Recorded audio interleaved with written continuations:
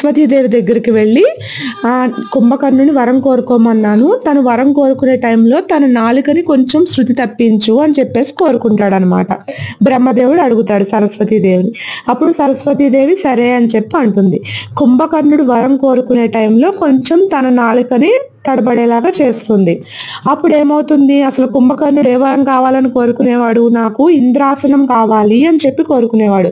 కానీ ఆ నాలికని కొంచెం తప్పించడం వల్ల నిద్రాసనం కావాలి అని చెప్పేసి అంటాడనమాట.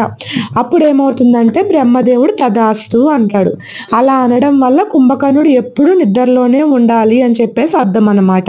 ఈ లోపు రావణుడు ఏమంటాడంటే ఎప్పుడు నిద్రలో ఉంటే ఎలా కుదురుతుంది, దాన్ని ఏదో ఒకటి చెయ్యండి అని చెప్పేసి అడిగితే అప్పుడు బ్రహ్మదేవుడు ఏం చేస్తాడంటే 6 నెలల పాటు కుంభకర్ణుడు నిద్రలో ఉంటాడు, ఒక్కరోజు మాత్రమే మెలకుగా ఉంటాడు అని చెప్పేసి అంటాడు అనమాట.